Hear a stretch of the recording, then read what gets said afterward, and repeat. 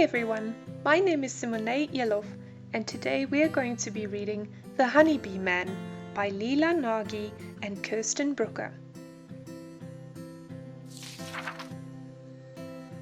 One quiet July dawn, Fred rolls out of his bed and into his slippers.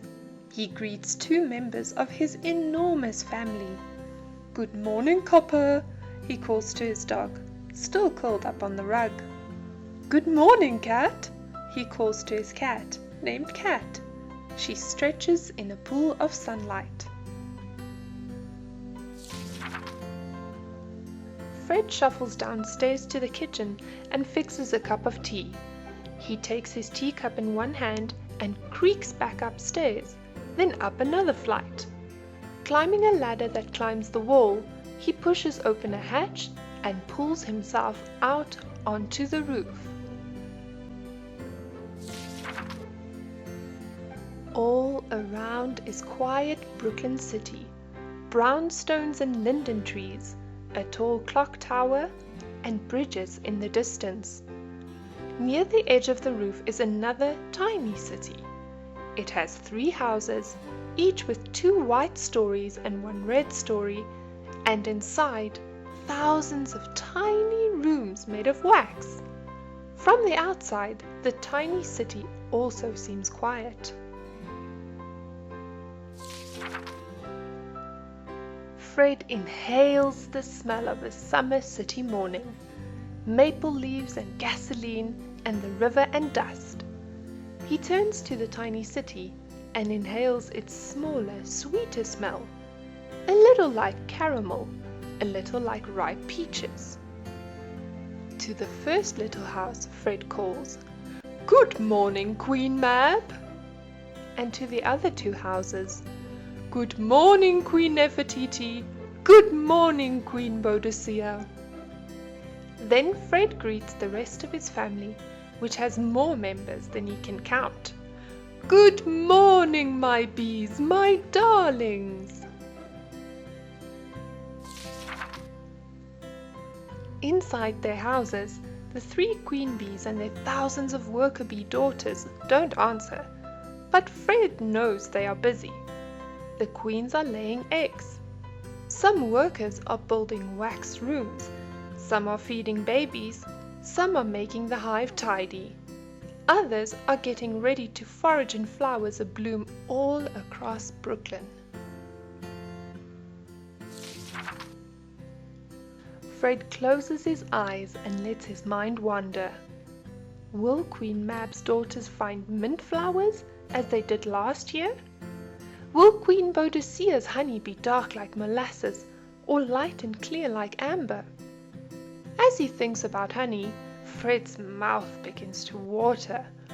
"I can't wait to find out." Fred pictures the park at the end of his block. He imagines his bees moving from clover to clover, flying over them low and slow with their see-through wings, which flap and also twist like propellers. Fred wishes he could fly there with them, with the wind rushing over his back. Fred opens his eyes and the hives are alive, humming with a low hum, as low as a whisper. Fred hums back, "Tell me what it's like to fly through the world." Zzz, hum the bees. To Fred, this sounds like an answer. If only he could understand. Young bees on their first flight circle in the air. There, my girls, don't be afraid," Fred says in a soothing voice. As he speaks, the young bees seem to pluck up their courage. On the streets below, trucks rumble and babies wail in their strollers. But inch by inch, the young bees shimmy past the edge of their tiny city.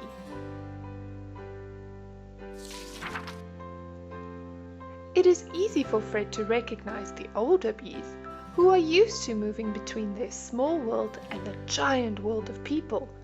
They zip out of the hives and throw themselves at the air, embracing it with their wings.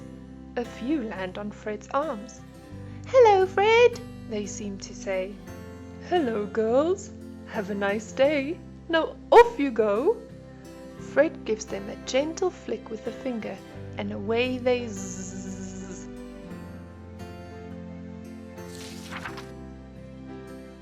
Fred watches his bees fly into his backyard garden and other gardens on the block.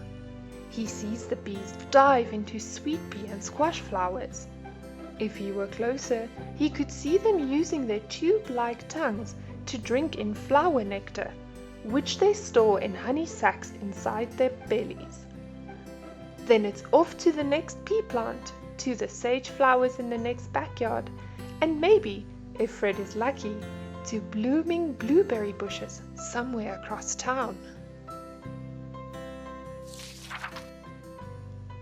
When the bees return to their hives, Fred notices that they are flying slowly, heavy now with nectar.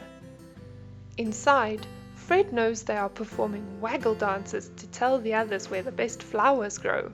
He knows that sister bees are taking the nectar and storing it in the tiny wax rooms. And he knows that others are fanning their wings to evaporate the water from the nectar so it will turn to honey. Day after day, Fred watches the bees zip out over the blare of the city. How tireless you are, he sighs, wishing he could be as strong and as free as the bees. One afternoon at the end of August, Fred climbs again to his roof. He is wearing his black rubber rain boots and his white head veil and a scratch on his hand from Cat the cat, who did not want to be woken this morning. He makes an announcement to the bees. Sweeties, I have come for the honey. And a plea. Please do not sting me. Fred puffs clouds of smoke into the tiny houses, and the bees burrow deep down into the hive. From the very top floor, Fred lifts out the honeycomb. He packs it into buckets and says, Thank you for this honey, bees. Zzz. Fred hauls the buckets down the ladder and into his house, where he banishes Copper, the honey-loving dog, to the kitchen. Fred sets a frame of honeycomb over a plastic tank and slices off the wax caps, and the honey begins to flow. He places the honeycomb in a spinning machine, which squeezes every last drip of honey out of it. He pours the honey into jars. Then he sticks labels to the jars. Fred's Brooklyn Honey, made by tireless Brooklyn bees. In the late afternoon, Fred sits on his stoop, enjoying the cool end of summer breeze. When his neighbors come out to chat, Fred gives each of them a jar of deep gold honey. One neighbor asks, Where did this honey come from? And Fred says, in a humming sort of whisper, From the sweet pea flowers in your backyard, from the flowers of the linden trees shading our block, and maybe, if we are lucky, from sour sweet blueberry bushes somewhere across town. Up on Fred's roof, the bees are huddled back in their own city, waiting for the rays of tomorrow's sun to call them up and away over Brooklyn.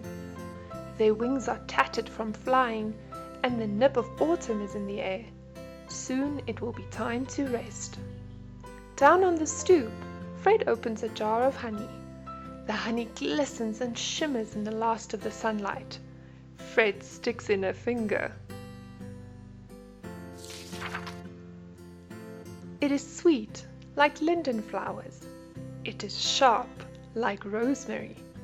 It is ever so slightly sour.